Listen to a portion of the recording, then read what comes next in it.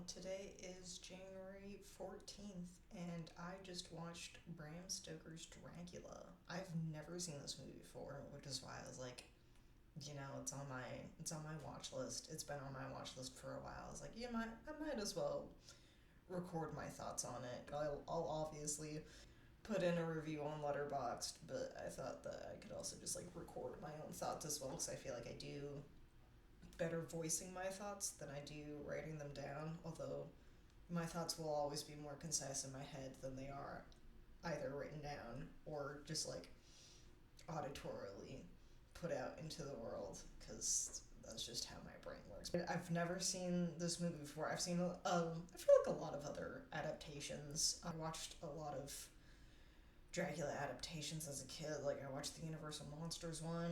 I feel like I watched some of the Christopher Lee ones, but I don't really remember them. Like, I don't even really remember the Universal Monsters one, but like I watched it when I was a kid a lot. I do remember that. More recently, like I've seen both versions of Nosferatu multiple times. I've seen the silent film, God, so many times. I wrote two separate papers on it for college, so I've seen that one a lot of times. I've seen the Robert Eggers version twice now. I've seen that, which, like, Nosferatu is an adaptation of Dracula. Just put that out there.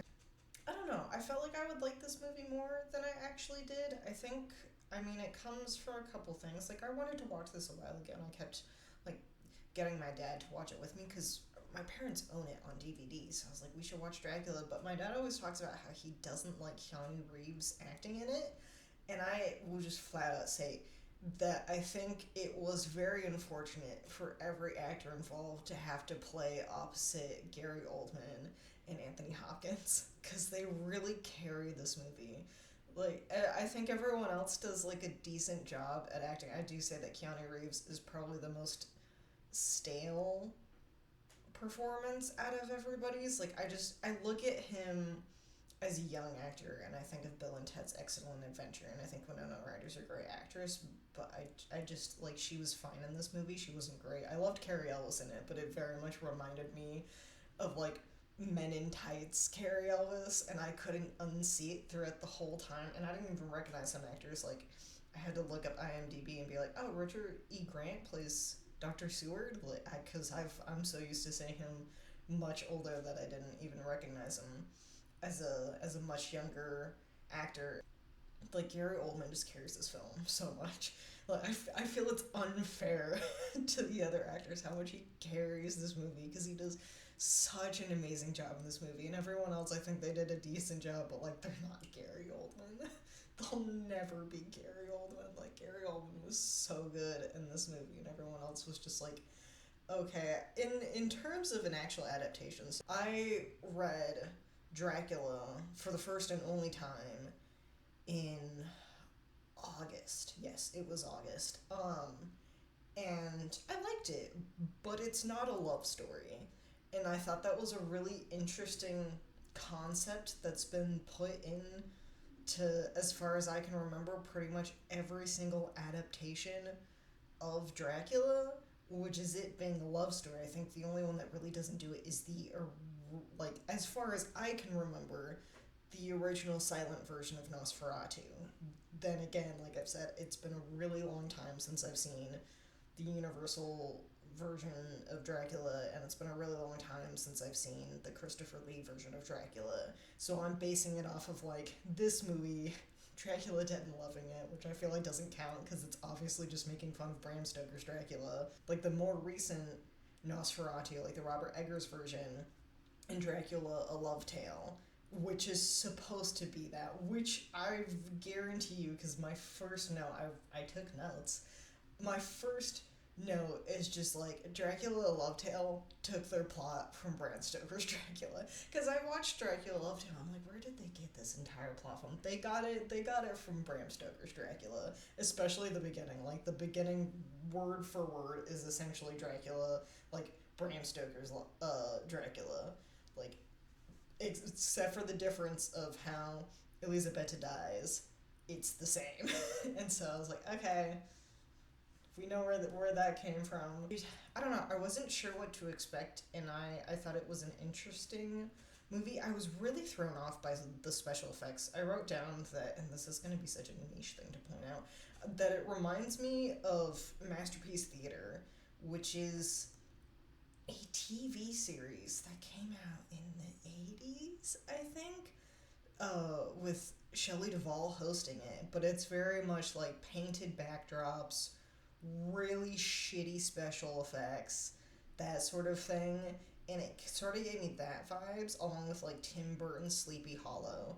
Like the sort of set design and the costumes and the music and like the whole sort of design of the whole film sort of reminded me of those two things. Like the painted backdrops and the shitty special effects like gave me Masterpiece Theater. And the only example I can come up with right now is like there's an episode about the boy who left home to find out about the shivers, which is like one of my favorite episodes from my childhood. It's bonkers. But it gives me that vibes because that one is more like creepy and stuff like that. It has the actor who plays Renfield in Dead and Loving It in that episode. The added on music, which I looked up because I was like, this doesn't sound like Danny Elfman, but it's giving me Sleepy Hollow Danny Elfman vibes. Then I looked it up and it's like, it's not Danny Elfman who does the music, but it definitely sort of reminded me of that. And I thought it was a very interesting sort of design for everything that I honestly wasn't quite expecting. But I mean, I didn't hate it, but I didn't love it as well. I feel like I just thought this movie was so mediocre, which I'm sad to say. Like, I was hoping to enjoy it, and I didn't. Like, I think there were some bits that I liked and some bits that I didn't. Like, I liked the more accuracy to the book. I'm not a huge like something needs to be completely accurate to the book, but I like that it is essentially the plot of the book with a love story attached to it. It very much is like we've got the letter aspect, because that's what Dracula is. It's a book made up of letters and diaries and journals and stuff like that. And so you have that portion of it, which I enjoyed. I did appreciate it in the fact that like the first half of the book like goes up until Lucy dies, and the second half is them like essentially trying to figure out how to kill Dracula. So when you're watching the movie and you're like, this is a long movie too, we're like an hour and 45 minutes in, and Lucy finally dies, and we're like 2/3 of the way into this movie, so they like condensed the super like goose chase version of killing Dracula in this movie, which I did appreciate, because they like try and like go to all the different houses in the books and like destroy all those, like all of his caskets and stuff like that, and then they have to travel back to Transylvania. So I'm like, I'm glad they just skipped over that. They're like, nah, he gets one location where all his shit is. We're gonna mention the other 10 locations that he buys, but we're not gonna go there. So I did kind of appreciate that, because like reading the book, I'm like, okay, Lucy's dead, and then it's just like, and now we're just looking for these caskets, and it sort of draws after that, which is just like fine. So I'm glad that they kind of like condensed it into this film. I wrote down that I love the bit with the shadow, because the person who's seen Dracula Dead and Loving It before this movie knows that there's a hilarious bit with the shadow in that movie, which is supposed to be comedic, and in this one it's supposed to be creepy. Unfortunately, I don't find it creepy because I'm thinking of Dracula Dead and Loving It, but I did think it was cool that like his shadow, like Dracula's shadow, moves differently from his own body. I thought that was really cool. I'm pretty sure that's in reference to Nosferatu and stuff like that, which I thought was really, really cool.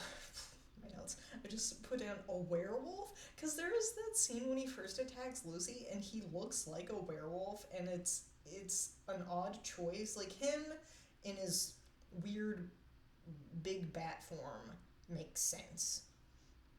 And I know that I think in the books he can change shapes, so it makes sense that he can turn into like what looks like a werewolf to me. I was just sort of thrown off by it a little bit. I was like, oh, we're here with a werewolf now. This movie's so horny. I was not expecting it to be super horny. I was like, oh, it's gonna be a vampire movie, which at this point they're all pretty horny, but like Dracula is not a horny book. So I wasn't expecting this movie to be so horny, but I was like, oh, this is like hornier than Nosferatu levels of horny. This movie's horny. And I was not expecting it at all. I was like, oh, okay. It's a little too horny for me. So I was just like, good. But yeah, I was just like, wow, this is a very horny movie, and I was not expecting it to be this horny. Like, everybody's horny. Everybody's horny. And they're just really there for all the vampires. They're just horny for some blood. I have a random note that just says, I don't know how Mina can enjoy petting a wolf with gloves on, because there's like the scene in, they're like watching a film, she makes a comment about how film's not a cool scientific discovery. I'm like, shut the fuck up, Mina. But all the wolf that escaped from the zoo attacks, and Dracula like calms it down, and he's like, "Come, pet the wolf," and she starts petting it. I was like, she's got gloves on. Like, this does nothing. I mean, you're touching the wolf, but like, take your gloves off, man. Like, just pet the wolf without the gloves on. It was weird. I didn't like it. I put down a note about Van Helsing. Van Helsing is so chill about everything. I find it hilarious. Like, Anthony Hopkins as Van Helsing is not a thing I knew I needed in my life, but he's so chill. Like, when he's at Lucy's funeral and he's like, Seward, come here. And he's like, what? And Van Helsing's like, we gotta do, you gotta come with me. Like, we're gonna go at night, and we're gonna like essentially desecrate Lucy's grave and stuff like that. And Seward's just like, what, are we performing an autopsy on a corpse? And he's like, no, we're gonna cut out her heart and chop her head off. And he's so calm about it too. I'm like, she's right there. He's so chill. He does it for something else, but I don't remember what. Oh yeah, when he's talking about, like, he's in the restaurant with Mina and Harker, and Mina's like, so how did Lucy die? Like, was it painful? And he was like, yeah, we chopped her head off. And Harker's just like, dude. And it like cuts to some kids in the restaurant, and he's just so chill about everything. I find it just hilarious. Like, he had me cracking up. I was like, this guy is so chill about everything. It made me laugh so much. Have a note that's just the power of Christ compels Lucy, because the scene where she actually dies had me cracking, because it's straight out of The Exorcist. Like, Van Helsing's like got the crucifix towards her and is essentially like luring her back into the coffin, and he keeps speaking in what I'm assuming is Latin. But it's just so funny because he's like yelling at her, and then she like spits blood at him, and I was like, this is straight from The Exorcist. I was like, the power of Christ compels Lucy. Like, it's just, yeah, those are all the notes that I have written down. I got, like, after Lucy dies, I just stopped writing notes. I was disappointed that I didn't like this movie as much as I thought I would. It felt really long, but yeah, it felt really long. I think it could have been a little bit shorter. I don't know, maybe I'm just like not into horny vampire movies, which I don't think is true, because I absolutely love Robert Eggers' Nosferatu. So I was like, there's a lie in there somewhere. But I think it's also just like the acting from everyone threw me off, is I think how it went, where it's just Gary Oldman is so good and everyone else isn't a terrible actor, but like putting such a star performer with everybody else just made the film lack something. It's just like, I'm so distracted by how like good Gary Oldman is compared to everybody else.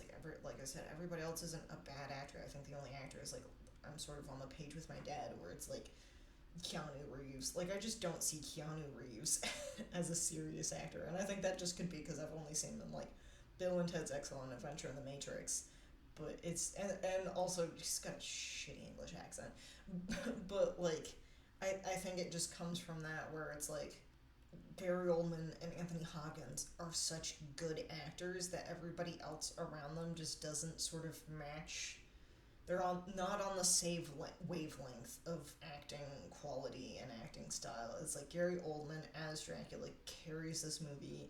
Anthony Hopkins as like a super chill Van Helsing carries this movie, and then everyone else is just really okay. Like, I felt nothing from Winona Ryder as Mina.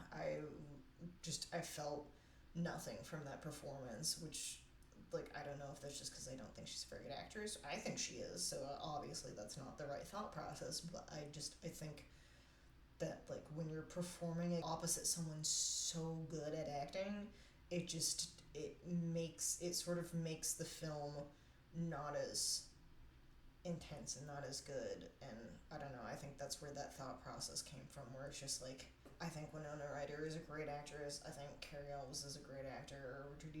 Richard E. Grant actually did a pretty good job as Seward. But like everybody else, it's just like it didn't. It's like here's Anthony Hopkins and Gary Oldman, and here's everybody else, and I'm like, that sort of like takes away from the viewing experience because of that. It's like they should be on the same level. It's like these two need to like tone their acting down a little bit, and then everybody else needs to like up their acting a little bit, and it can be like equal planes. And it's just it took me out of the film, I think is the word that I'm looking for, where it's like it took me out of the movie every time, like especially any scene with Gary Oldman and Winona Ryder. It just like took me out of that scene entirely because he's acting his ass off, and I think she is also acting her ass off, but then putting their full acting asses into these scenes are not the same, and it didn't work for me. I felt like the chemistry wasn't there, and I was not enjoying it as much as I thought I would, or as much as I was hoping to, so that made me kind of sad. There are very few, I feel like, Dracula adaptations where you get Quincy, like you get the cowboy, and we got the cowboy, but we didn't get the cowboy shooting at a bat. And I really need a cowboy shooting at a bat, like a bat just coming into a room and just blasting, and we don't get it, and I was a little bit sad about that. I was like, I need the cowboy shooting at a bat. I laughed so hard when I read that. I thought it was so fucking stupid. But yeah, like overall, like this movie was fine. I think I'm more disappointed in myself for not liking it, but I think I'm also just like a picky watcher. I'm a picky person, so I'm like a picky watcher when it comes to these things, and it wasn't, I don't know, it felt whimsical, I feel like, in a way, and when I'm looking for like vampire content, I'm not looking for whimsy, I'm looking for like bleakness. I feel like at this point I'm just like, I think in terms of Dracula, there are so many adaptations that you can't not compare them, and I think for me Robert Eggers' Nosferatu is so good that nothing else is gonna beat that. When it comes to like an actual adaptation of Dracula, which like his version of Nosferatu is not. It is an adaptation of the original Nosferatu movie, which is a ripoff of Dracula because they couldn't get the rights for it. But in a way, it's like when it comes to vampire content, that Nosferatu movie is so good, but like everything else just can never beat that for me because I love that movie. I think that movie is amazing, and I just don't see anything beating that. This was fine, but it was too whimsical for me, and if I'm gonna watch something like whimsy like that, I think I would honestly prefer the spoof movie that is Dracula Dead and Loving It. That movie is stupid, and I love it. And it just, that's what I get from it. It's just, I'm sad that I didn't like it. I'm glad I finally watched it, because I'm very much someone that's like, I'll put it on the list and then I'll never watch it. That's why I've still never seen The Godfather. I'm glad that I finally watched it, but I am sad that I didn't like it as much as I thought I would. But it's just nothing beats Nosferatu to me in my brain. I think like that movie is just so good. I think those are all my thoughts on this movie. So I hope you liked this review. If you love this movie, please let me know. I would love to do that. I never say like subscribe or like this video if you like it. Chime into the comments. I never say things like that. But yeah, like subscribe if you like these reviews. Chime in on the comments if you've seen Bram Stoker's Dracula by Francis Ford Coppola and enjoy it. And if you didn't, also tell me why you didn't like it, because I love also hearing why people don't like movies. I think it's very, very interesting. So I hope you liked this review. Yeah, thanks for watching. Bye-bye.